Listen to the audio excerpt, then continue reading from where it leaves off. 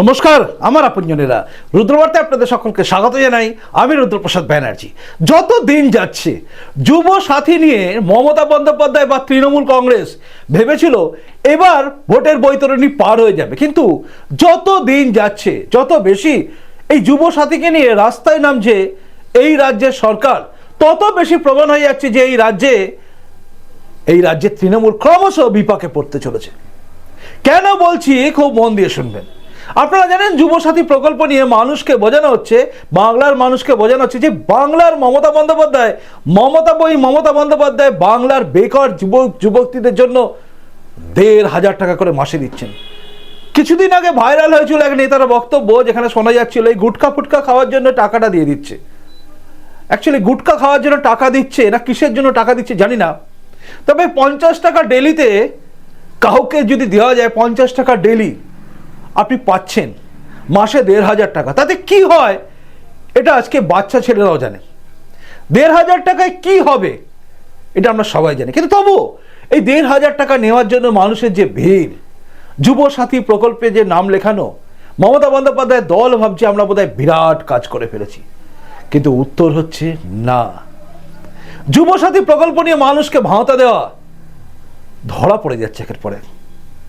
আমি আপনাদের ধাপে ধাপে বলি, আপনি ধাপে ধাপে শুনতে থাকুন।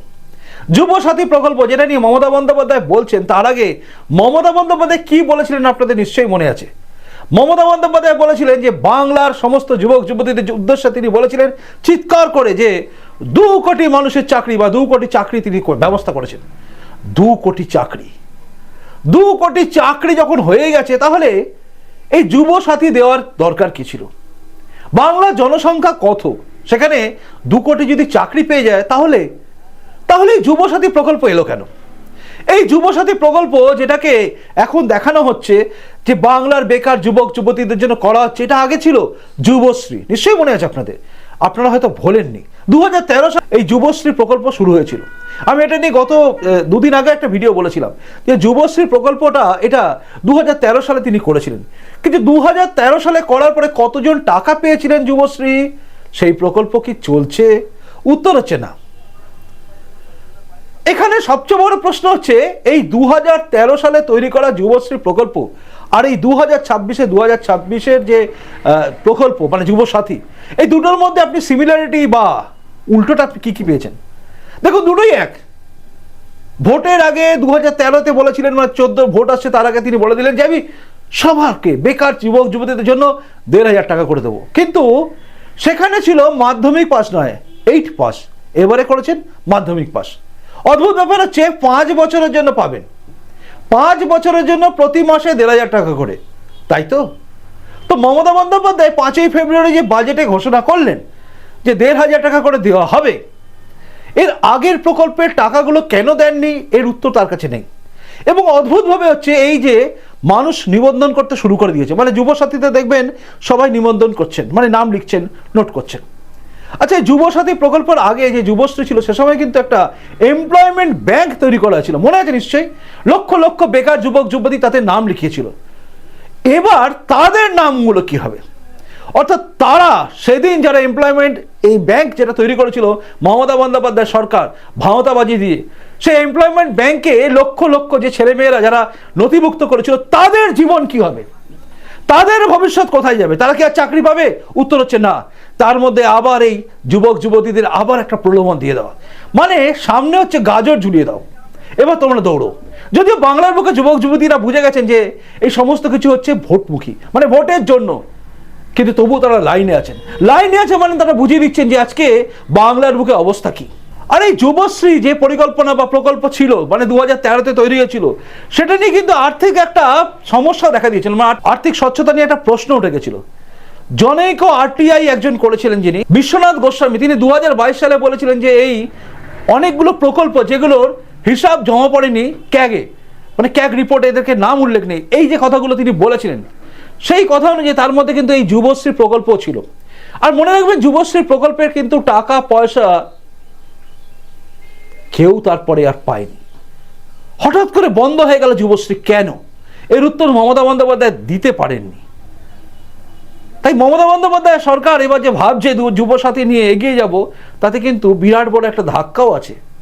এরপরে যেটা খুব ঝড়ের গতিতে চারিদিকে ছড়িয়ে যাচ্ছে যে 48 ঘন্টায়, মাত্র 48 ঘন্টায় 13 লক্ষ যুবক যুবতী তারা যুবসাথী প্রকল্পে আবেদন করেছে। 48 ঘন্টায় 13 লক্ষ। একবার কল্পনা করে দেখুন যে এই লাইনে দাঁড়ানো 13 লক্ষ যারা 48 ঘন্টার মধ্যে করলো, কি প্রমাণ করে দিল সরকারকে? সরকারের মুখে ঠাটিয়ে থাপ্পড় মারলো, সরকারের গালে ঠাটিয়ে থাপ্পড়। এটা যে বুঝিয়ে দেওয়া যে বলেছিলেন না 2 কোটি চাকরি হয়ে গেছে, দেখো মাত্র 48 ঘন্টায় 13 লক্ষ বেকার যুবক যুবতী তাদের নাম নথিভুক্ত করেছে। তৃণমূল ঢাক পেটাচ্ছে যে আমরা দিচ্ছি, এসো এসো এসো, আর বাংলার বুকে যুবক যুবতীরা বুঝিয়ে দিচ্ছে যে অ্যাকচুয়ালি কোন জায়গায় রয়েছি আমরা। 48 ঘন্টায় 13 লাখ, মানে এই সংখ্যাটা কোথায় গিয়ে দাঁড়াবে? মমতা বন্দ্যোপাধ্যায় ঢপবাজি কারবার, ওই 2 কোটি চাকরি করে দিয়েছি, এসব ঢপবাজি এবার বেরিয়ে গেছে। পশ্চিমবঙ্গের উন্নতি আমি 100% করে দিয়েছি, মানে কি বলবো 200% করে ফেলেছেন বলে ফেলেন মাঝে মধ্যে। কাজটা বোঝা যাচ্ছে কোথায় গেছে। বেকার যুবক যুবতীদের আজকে ভবিষ্যৎ কোন জায়গায় নিয়ে গেছেন তিনি ভাবুন। আজকে ভাবতে হবে আপনাদের, শুধুমাত্র দেখবেন চুপ করে বসে থাকবেন, ভাবছেন যে কি হচ্ছে, ওরা তো লাইনে আছে। না, ওরা লাইনে আছে, আমরা লাইনে আছি, আমরা সবাই লাইনে আছি, আমাদের সকলের অবস্থা আজকে খারাপ।